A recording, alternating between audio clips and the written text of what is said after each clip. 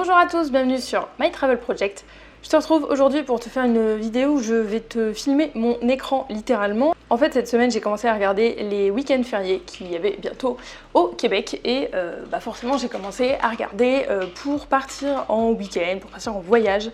Et ça m'a amené à comparer forcément plusieurs destinations. En fait, j'avais pas de méthode vraiment pratique, simple et efficace qui me permettait de comparer facilement, rapidement des destinations et bien sûr de retrouver ces informations-là rapidement, parce que forcément tu vas regarder une fois sur un site pour un vol et puis après tu vas regarder sur un autre pour un billet de train et tu vas y retourner 3 jours plus tard et évidemment tu auras perdu toutes les infos que tu avais trouvées à ce moment-là. Donc j'ai un peu bossé et en fait j'ai créé un fichier Excel qui j'espère va me servir pour mes prochains voyages. Donc je me suis dit en fait que dans cette vidéo on allait chercher ensemble ma prochaine destination pour un des prochains week-ends fériés qui est au Québec. Donc actuellement on est au mois de janvier et le prochain week-end férié est en avril, donc c'est quand même dans un bout de temps, mais il est jamais trop tôt pour s'y prendre. Le prochain week-end férié, c'est un week-end de 4 jours, c'est du 10 au 13 février, donc on a le vendredi et le lundi de férié, donc c'est quand même très cool, parce qu'un week-end de 4 jours, ça arrive quand même pas si souvent que ça. Et qu'est-ce que j'avais comme idée en tête pour ce week-end? Eh bien ça serait de partir visiter une nouvelle ville américaine. Donc si t'as pas vu ma vidéo sur mes objectifs de voyage pour 2020, ça serait un de mes objectifs, ça serait de découvrir une ou deux nouvelles villes américaines. Et c'est ce qu'on va faire aujourd'hui, on va voir si c'est potentiellement possible. Alors je te le dis direct, je vais pas décider de ma destination dans cette vidéo, mais je voudrais juste te montrer en fait comment je procède pour chercher ma prochaine destination et surtout pour établir un budget. Ça te permet forcément de faire un comparatif entre les différentes villes, les différents pays en fait que tu vas comparer. Ça te permet aussi de voir combien de temps tu vas pouvoir partir et surtout comment en fait tu vas voyager. Si tu préfères privilégier des hôtels ou des auberges de jeunesse par exemple. Et pour ça, eh bien je trouve rien de mieux que d'avoir une méthode rondement menée. Donc pour moi en l'occurrence c'est un tableau Excel. Peut-être que ça ne marchera pas pour toi, mais dans tous les cas aujourd'hui je te partage mon écran en même temps que je fais mes recherches.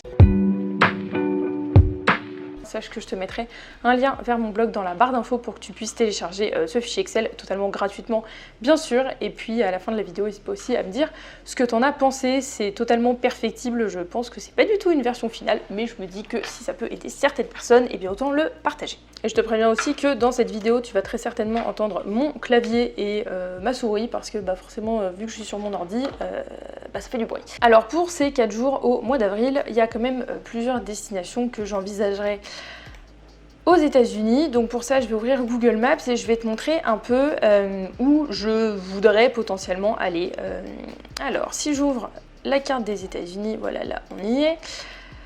Donc on est ici à Montréal et j'aimerais bien potentiellement visiter des villes forcément que je ne connais pas encore. Donc dans ma ligne de mire, il y a bien sûr Washington où je ne suis jamais allée.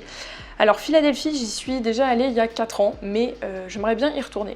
Sinon dans les villes que je n'ai jamais visitées pour l'instant, il y a bien sûr Chicago aussi, je vais pas te mentir, mais Washington, j'ai perdu Washington sur la carte. Wesh, j'ai perdu Washington.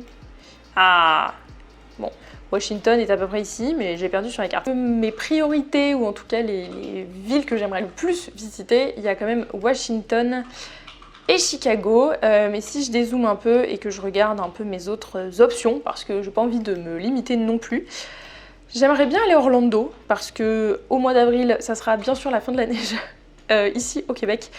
Mais pour autant, il fera quand même froid et on dit jamais non, un peu de soleil après avoir passé 4 mois sous la neige. Donc Orlando, j'aimerais bien. Miami, j'y suis déjà allée il y a 10 ans à peu près. Pourquoi pas y retourner, mais je sais pas pourquoi je suis plus attirée par Orlando.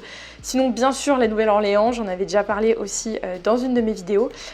Et honnêtement, je pense que c'est tout sur la côte Est. Alors bien sûr, après, il y a des villes qui potentiellement m'intéresseraient, mais je sais pas nécessairement ce qu'il y a à faire. Donc c'est peut-être pour ça que je suis un peu moins attirée par ces villes pour l'instant. Je pense notamment à Atlanta et Nashville. Bien sûr, si t'es déjà allé dans une de ces deux villes, n'hésite pas à me dire en commentaire. Mais je pense qu'aujourd'hui, je vais limiter ma recherche à 3 villes différentes. Donc bien sûr, je vais prendre Washington, qui a encore disparu de la carte. Donc je vais prendre Washington, je vais prendre Chicago et je pense que je vais prendre aussi Orlando. Donc voilà, là déjà j'ai défini les 3 villes en fait que je voudrais comparer pour cette recherche de futures destinations, cette recherche de budget. Pourquoi je me limite à 3 et pourquoi je décide pas d'en inclure plus? Tout simplement parce que pour moi rechercher sa future destination, ça veut pas dire perdre du temps et passer des heures à comparer 4000 vols, 5000 trains, 360 auberges de jeunesse différentes dans 5 destinations différentes. Je pense que déjà se limiter à 3 c'est déjà bien. Je suis aussi réaliste sur le fait qu'en 4 jours, je peux pas non plus aller en Californie. Ça me semble un peu ridicule de prendre un avion de 5 heures pendant 4 jours. Mais voilà, j'ai envie aussi de pas non plus passer trop de temps dans les transports. C'est pour ça que je me limite donc à la côte est des États-Unis. Dans la côte est, j'inclus Chicago parce que c'est pas si loin que ça. Donc on va commencer tout de suite. Donc je vais te montrer mon fichier Excel. Donc quand j'ouvre mon fichier Excel, la première feuille sur laquelle on tombe, c'est la feuille comparatif qui pour l'instant n'est pas du tout remplie. En fait, ça sera pour comparer les destinations à la fin en fonction des prix que j'aurai rentrés et des destinations que j'aurai rentrées. Ça va, si j'ai bien rentré mes formules, cours de 3e tableau Excel, hein, on se souvient. Mais si j'ai bien rentré mes formules, normalement ça devrait me faire un diagramme qui me montrerait quelle est la destination la plus abordable. Alors je pense que ce comparatif, ce diagramme en fait que j'ai intégré dans mon tableau Excel, il va davantage servir si tu décides de comparer pas mal de destinations. Mais là, je pense que pour 3 destinations, normalement, en regardant le total que ça me ferait au niveau du budget pour chaque destination, je vais rapidement savoir laquelle est la moins chère. Mais je me suis dit que ça pourrait être quand même un bon outil pour des futurs voyages, puisque si j'ai créé quand même ce fichier Excel, c'est pour l'utiliser, pas uniquement pour mon petit week-end au mois d'avril. Donc je vais ouvrir la deuxième page. La deuxième page de mon fichier Excel, c'est littéralement ma page pour comparer. Donc une page sur mon fichier Excel est équivalent à une destination, donc d'ailleurs on le voit ici. Je vais pouvoir rentrer la destination en fait que je voudrais comparer sur cette feuille là. Donc la première que je vais rentrer, ça va être Philadelphie. Donc là c'est bon, j'ai rentré Philadelphie. Dans la monnaie locale, je vais écrire USD. USD c'est le code plus court en fait pour dire dollar américain. Durée sur place, donc ça serait du... Tiens, on va ouvrir hop, mon calendrier. Donc ça serait du 10 au 13 avril, donc ça veut dire la nuit de vendredi à samedi, de samedi à dimanche, de dimanche à lundi, donc ça veut dire 3 nuits sur place. Donc moi je rentre le nombre de nuits, tout simplement parce que je trouve que c'est plus facile ensuite pour réserver des auberges de jeunesse, enfin pour réserver un logement, tout simplement.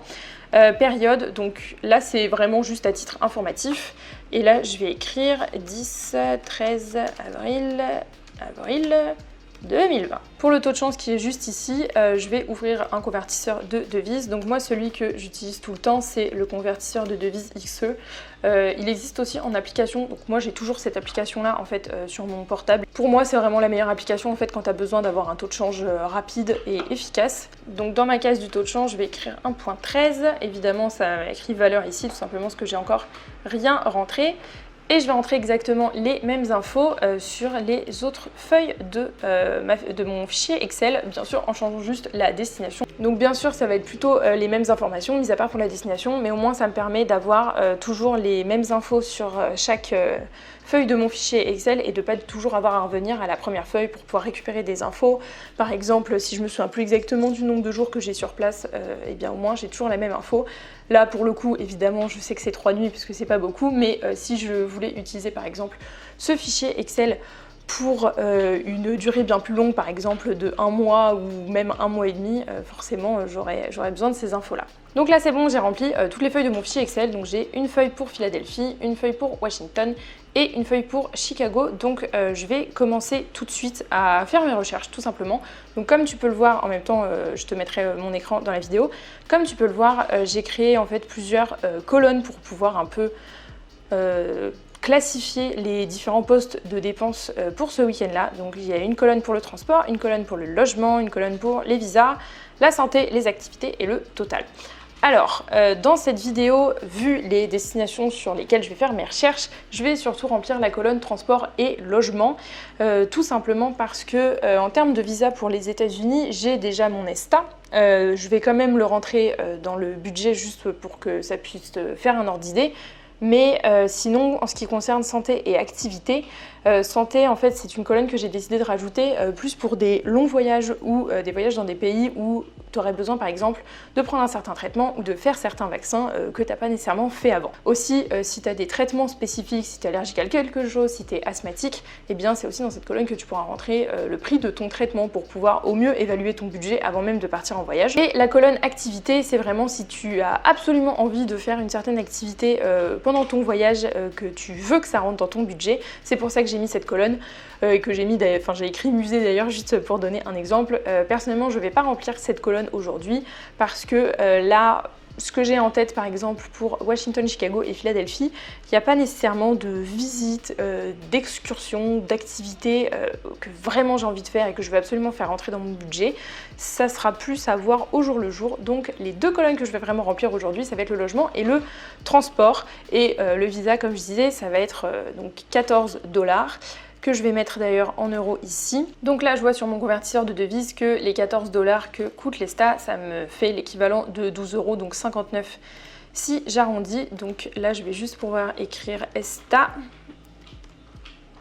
Et donc comme tu le vois, automatiquement mon total en bas de la feuille se met à jour. Je vais copier exactement donc les mêmes infos pour mes deux autres feuilles, pour Chicago et Washington, vu que c'est aussi aux États-Unis, le prix de l'ESTA est le même, hein, donc voilà, tu le fais qu'une seule fois. Alors bien évidemment, moi comme je disais, il est déjà compris en fait dans mon budget parce que je l'ai déjà payé, donc voilà. Mais je préfère le mettre pour te donner un budget le plus réaliste possible. Et maintenant que j'ai tout seté sur mon fichier Excel, je vais commencer mes recherches. Et la première chose que je vais faire, c'est d'aller sur Skyscanner et aussi Google Flights. Alors moi j'utilise beaucoup Skyscanner, j'ai récemment commencé à un peu plus utiliser Google Flights parce que tu as la possibilité de chercher sur une carte. Donc je vais d'abord commencer à chercher les vols pour Philadelphie parce que c'est la première feuille que j'ai créée sur mon fichier Excel. Donc je commence avec Skyscanner, donc de Montréal à Philadelphie, du 10 au 13 avril. Donc le 10 avril, même, non pas le 10 avril, je voudrais partir le 9 au soir vu que le 10 est férié. Vu que je voudrais partir le 9 avril au soir, donc après le travail, je vais changer mes paramètres sur Skyscanner. Alors aussi un truc que je suis en train de faire et que je devrais pas du tout faire d'ailleurs, c'est que je suis en train de chercher pas du tout en navigation privée, tout simplement parce que j'ai oublié de me mettre en navigation privée avant de commencer. Donc on va changer ça tout de suite. Et là tu me diras pourquoi tu cherches des vols et pas des bus. T'inquiète pas, les bus arrivent, c'est juste que je voudrais faire un comparatif entre le vol et le bus. Donc forcément un vol c'est bien plus rapide mais c'est souvent plus cher. J'essaye aussi de regarder si ça vaut pas plus le coup par exemple de prendre un vol à l'aller et un bus au retour parce que comme ça tu peux avoir les meilleurs prix pour chaque moyen de transport. C'est ce que j'avais fait d'ailleurs quand j'étais partie à Toronto avec ma pote Lauriane. On était parti avec Porter Airlines à l'aller et on était revenu en bus. C'était d'ailleurs un bus de nuit, j'étais pas très fraîche au travail le lendemain, mais le fait est qu'on avait payé moins cher et ça c'était quand même pas mal. Et là, Skyscanner est unanime, 300 € aller-retour, mais c'est des vols directs. Après, j'ai pas l'impression que ça soit les meilleurs horaires pour l'instant. Donc ce que je fais, c'est que j'utilise les filtres en fait de Skyscanner pour pouvoir changer l'heure à laquelle je voudrais partir à l'aller parce que bah voilà, je travaille donc je peux pas non plus partir à l'heure que je veux. Tous les vols sont au même prix, j'ai l'impression. Donc voilà, celui-ci a l'air pas mal par exemple. Donc c'est Air Canada, partir à 20 h, arriver à 21h35, donc ça serait le jeudi 9 au soir. Et repartir à 15h45 le lundi, arriver à 17h30, je trouve que c'est des horaires qui sont pas mal. Ce que je te conseille aussi de regarder dans ces cas-là, c'est les frais un peu cachés. Par exemple, pour un long voyage, si tu as envie de partir avec un bagage enregistré, et bien voilà, Skyscanner te dit par exemple qu'il faudrait que tu rajoutes 44 €. Donc le prix que tu vois ici à 299 n'est pas le vrai prix parce que tu vas devoir rajouter 44 € pour pouvoir avoir ton bagage en soute. Je vais continuer un peu mes recherches, mais je vais aussi regarder sur Greyhound. Donc Greyhound, c'est l'une des compagnies en fait les plus connues, surtout dans l'est de l'Amérique du Nord, pour faire des trajets en bus. Donc là, je suis allée sur le site de Greyhound.com parce que je vais faire un trajet du Canada vers les États-Unis. Donc dans ces cas-là, il faut aller sur le site américain et donc je vais rentrer mes infos. Évidemment, j'avais oublié qu'on n'accepte pas les accents sur ce site, donc de Montréal à Philadelphie. Alors, donc ça serait mon aller. si je pars le soir, ça me semble pas mal par exemple. C'est un bus express, donc ça c'est très très cool parce que tu limites vraiment le nombre d'arrêts que tu fais et en bus c'est vraiment pas mal, déjà que tu dors pas très bien. On partirait à 9h du soir le jeudi pour arriver à 8h55 le lendemain matin à Philadelphie pour 68 €. Ce que j'essaye de faire quand je vais sur des sites américains comme ça pour réserver des billets de bus ou juste pour me renseigner en fait sur les prix, c'est que je regarde, je vais en fait jusqu'au bout comme si j'allais payer parce que après, quand tu arrives à la fin au check-out, ils te rajoutent les taxes et ça te permet donc d'avoir le prix complet, pas juste le prix hors taxe. Donc quand tu veux te construire un budget, c'est quand même bien plus pratique. Et pour le retour,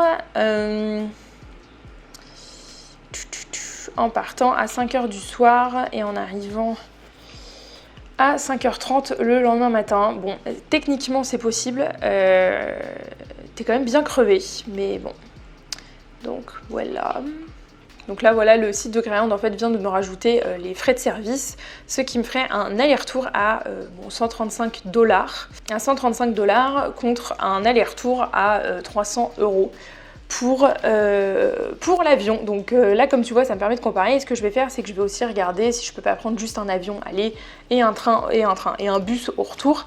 Je vais faire la même chose pour Chicago et Washington et là ce que je vais faire maintenant pour te montrer comment je procède pour réserver le logement, c'est que je vais passer à une autre destination pour pas faire toute cette vidéo seulement sur Philadelphie et je vais aller sur Booking pour qu'on regarde ensemble où est-ce que je pourrais loger si je décidais d'aller à Chicago par exemple.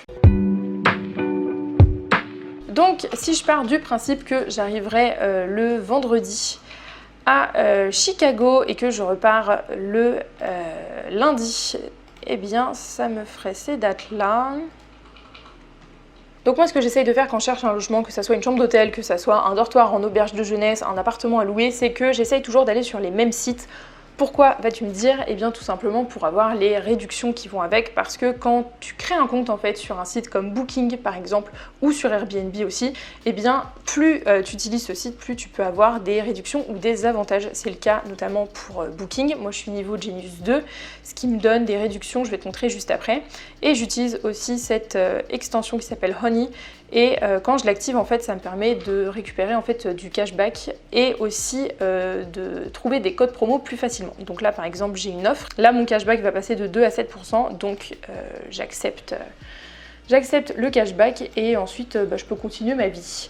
Donc comme je te disais, le niveau Genius 2, si je vais dans mon programme de fidélité Genius, ça va me dire les avantages que j'ai. Donc le niveau Genius 2, là comme c'est expliqué, me permet d'avoir une réduction supplémentaire de 10% sur certains établissements et je peux aussi avoir des avantages en plus, donc que ce soit un verre de bienvenue, un départ tardif, ça c'est parfois c'est pas mal d'avoir un check-out un peu plus tard que juste 11h du matin ou des navettes vers l'aéroport. Je sais aussi parfois que ça m'a donné des upgrades dans certains établissements que j'ai pas nécessairement utilisé parce que j'avais pas besoin en fait, mais c'est toujours appréciable une fois de temps en temps. Donc revenons à nos moutons, je cherche pour Chicago mon logement, donc ça serait pour 2 personnes. Du vendredi 10 avril au lundi 13 avril, je suis pas nécessairement fermée à aller en hôtel ou en auberge de jeunesse. Quand je pars sur des courtes périodes comme ça, honnêtement, je vais à ce qui me semble mieux en termes de rapport qualité-prix. Je vais pas nécessairement au moins cher parce que vu que je pars sur une courte période, je peux me permettre de dépenser un tout petit peu plus contrairement à si je partais en sac à dos pendant 6 mois par exemple. Ce que j'aime bien avec Booking, c'est que tu peux chercher en fait en regardant sur la carte et tes filtres apparaissent quand même à côté. Alors, ce que je vais faire, c'est que j'ai pas non plus envie de payer des 1000 et des 100, même si je veux bien m'autoriser un peu plus, donc je vais commencer par sélectionner mes filtres. Donc comme budget, je vais sélectionner les 2 premières tranches en fait que propose Booking, c'est-à-dire de 0 à 50 € la nuit et de 50 à 100 € la nuit. J'aime bien regarder aussi les offres qui ont un petit déjeuner compris. En général, et encore pas tout le temps, c'est un petit peu plus cher, mais pas tant que ça. Et donc là, par exemple, j'en ai 2 qui sortent et ce sont 2 hostels, donc je vais les regarder. Et là, tu vas me dire, Sixtine, pourquoi t'es pas en navigation privée? Et parce qu'en navigation privée, il faudrait que je me reconnecte sur mon compte Booking et pour être tout à fait honnête avec toi, je me souviens plus de mon mot de passe. Donc c'est pour ça que je reste en navigation publique, en gros. Donc allons voir ces hostels. Alors, avant toute chose, je regarde les photos. Parce que si déjà les photos me plaisent pas, c'est sûr que je vais pas regarder les options de chambre. Mais là, ça a l'air d'être un hostel bien sympa. Et ce que je vois aussi, et ça m'intéresse pas mal, c'est excellent emplacement. Donc je vais regarder où c'est sur la carte. Et ouais, ça a l'air vraiment d'être dans le centre. Donc ça déjà, ça me plaît. J'aime beaucoup voir quand il y a écrit excellent emplacement, parce que quand il y a écrit excellent emplacement, c'est basé sur les avis des autres voyageurs. Donc je me dis que si on est plusieurs à dire que c'était super bien placé, c'est qu'au bout d'un moment, il faut croire l'opinion publique. Donc je vais regarder un peu les autres photos, mais qui m'ont l'air quand même très cool. Bon, on s'entend que c'est quand même aussi des photos un peu stagées, quoi. Mais ça me semble pas mal. En plus, ils mettent des photos de bouffe, donc moi je suis contente. Très important aussi, regardez les avis. Où est-ce que je les trouve déjà les avis là-dedans? Commentaires clients, 5000 commentaires clients. Ça, en général, c'est quand même bon signe. Quand tu as 5000 commentaires clients sur ton hostel que tu as listé sur Booking, c'est que tu es quand même implanté depuis un petit bout de temps. Et quand tu vois les notes de manière générale, ça a l'air d'être un très bon hostel. 8,7 sur 10, c'est quand même une très bonne note pour Booking, selon moi. Situation géographique, propreté, très important la propreté. 8.6 et petit-déj 7.8, très important le petit-déj. Une bonne situation géographique et bon service. Exceptionnel, petit déjeuner très bien.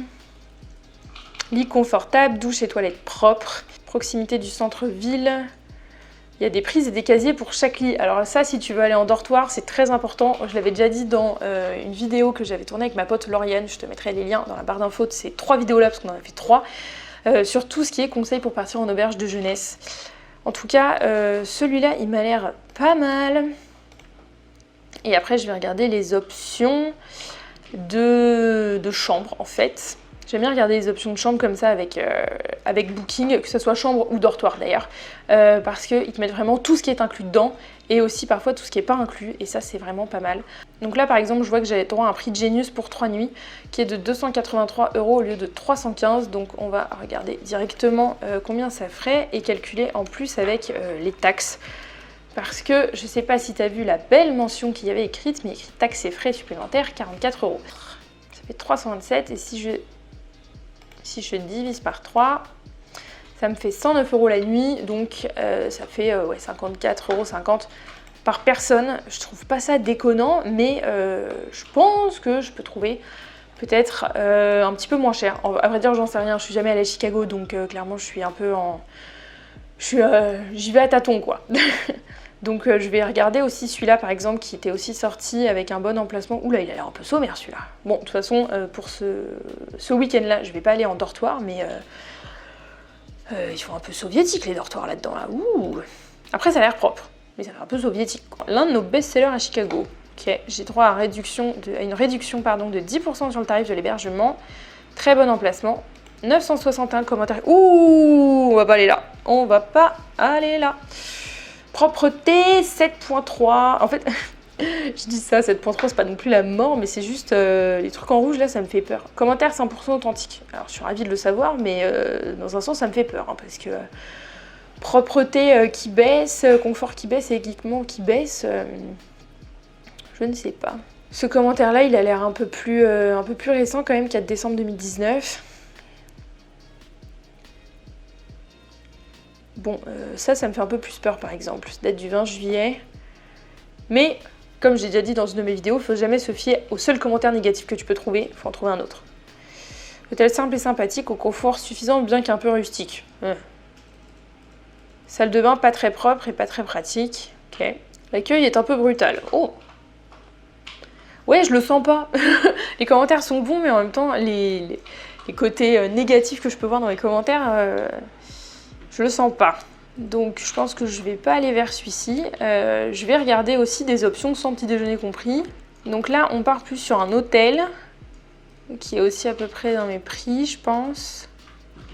Excellent rapport qualité-prix, ça on aime. Donc là, si je fais ça, donc 257 plus 40, divisé par 3... Ouais, ça fait 50 balles la nuit aussi. Ok, donc là, j'ai quand même 2 options de logement qui me conviennent pas mal. En général, je suis pas du genre à chercher pendant 1h30 pour trouver 25 options de logement. À partir du moment où j'en trouve un qui est bien, que les commentaires des clients me conviennent et que le prix me convient, je vais pas chercher à midi à 14h. Donc je vais continuer un peu mes recherches pour aussi Washington, parce que pour l'instant, je ne t'ai pas montré aussi des exemples pour Washington. Et quand j'aurai fini mes recherches, eh bien, je te montrerai tout mon budget que j'ai rentré dans mon fichier Excel. Donc je te reprends d'ici 20 minutes, une demi-heure. A few moments later. On se retrouve à peu près 20 minutes, une demi-heure plus tard. Du coup, la luminosité a dû un peu changer parce que la nuit tombe ici à Montréal. Mais j'ai fini mes recherches pour l'instant parce que je pense que je continuerai quand même de zioter pour voir si je trouve pas quand même des meilleurs prix à un moment donné. Mais au moins, ça me donne déjà en fait une bonne idée du prix en fait que j'aurais potentiellement à débourser pour partir dans une de ces 3 destinations. Donc je te refilme mon écran et je te montre ça. Donc là on est sur la feuille du fichier Excel qui concerne Philadelphie. Donc comme tu vois, ce que j'ai trouvé de moins cher pour l'instant, c'est un vol aller Air Canada et un bus retour avec la compagnie Greyhound dont je te parlais. Pour être sûr de perdre aucune des informations, par exemple les horaires des vols, je fais toujours en sorte de joindre le lien hypertexte en fait de la page web que j'ai trouvée ou juste d'un fichier PDF ou d'une photo par exemple, parce que parfois quand tu fais des recherches sur certains sites, si tu mets le lien URL en fait pour retrouver ensuite tes prix, tu vas pas forcément les retrouver.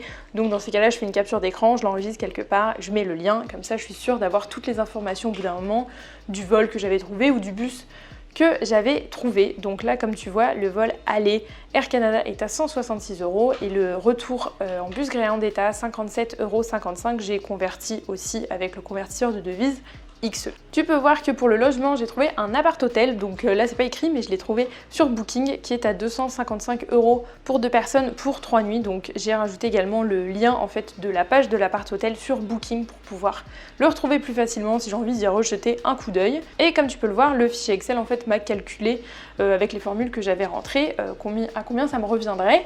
Donc pour Philadelphie, le total pour 3 jours pour 2 personnes...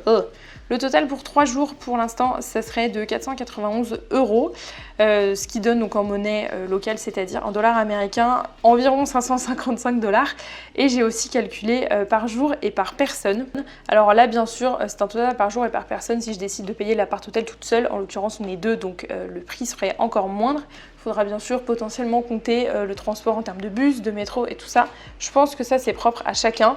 Pareil pour tout ce qui est coût de la vie sur place et tout ça. Moi je le calcule pas nécessairement avant de partir dans ma destination. Si tu souhaites le calculer, je te conseille le site web qui s'appelle Numbeo et qui te permet de vraiment comparer le coût de la vie sur tellement de choses différentes, que ça soit le prix des courses, le prix du loyer, le prix d'une pinte de bière par exemple, entre là où tu habites et la destination où tu voudrais aller. Ça te permettra aussi de pouvoir mieux appréhender combien tu devrais dépenser sur place. D'ailleurs, je pense que dans le fichier Excel que je vais mettre en téléchargement sur mon blog, je rajouterai justement une catégorie dans le fichier Excel où tu peux écrire le budget mensuel moyen dont tu aurais besoin pour vivre sur place dans la destination dans laquelle tu voudrais partir. Je vais passer rapidement aussi sur Chicago et Philadelphie. J'ai procédé exactement de la même manière. J'ai cherché des vols, j'ai cherché des bus. Chicago, c'est bien trop loin en bus, donc j'ai vite abandonné l'idée. J'ai rajouté, comme d'habitude, le lien hypertexte avec le prix. J'ai rajouté aussi le lien de l'hôtel que j'avais trouvé. Donc voilà, c'est comme ça que je pense procéder quand je veux faire des recherches un peu plus poussées pour une prochaine destination, ou simplement d'ailleurs si je veux me constituer un budget, parce que dans les colonnes transport et logement, tu peux rajouter bien sûr pas uniquement un logement pour 3 jours, mais tu peux en rajouter en fonction de tes dates. Tu peux aussi rajouter le prix, je sais pas, du pass de métro dans la ville dans laquelle tu voudrais aller, ou encore tes bus internes. Voilà, je pense que c'est quand même un tableau qui, en tout cas, moi, correspond à mes besoins. Et je te propose pour finir cette vidéo de regarder donc la première feuille de ce fichier Excel qui est bien sûr le comparatif. Et sans grande surprise, c'est Philadelphie qui arrive le moins cher, avec un total pour 3 jours de 363,64 €. Je pense que même si c'est totalement perfectible, c'est encore un outil qui, en tout cas, moi, va me servir. Donc ça me donne une bonne idée d'où je pourrais partir et à quel prix pour ce week-end de 4 jours. En avril, je n'ai pas encore pris ma décision parce que même si Philadelphie semble moins cher, c'est aussi une ville où je suis déjà allée. Donc voilà, je suis encore un petit peu en réflexion là-dessus. Je vais continuer mes recherches et puis de toute façon tu sauras d'ici quelques semaines ou quelques mois où je partirai pour ce week-end de 4 jours. En tout cas j'espère que cette vidéo t'aura plu, j'ai pas voulu te montrer tout le process de A à Z pour les 3 destinations parce que ça me semblait un peu rébarbatif et surtout bien trop long, mais j'espère en tout cas que tu auras compris l'essentiel quand même du fonctionnement du fichier Excel que je voulais te montrer.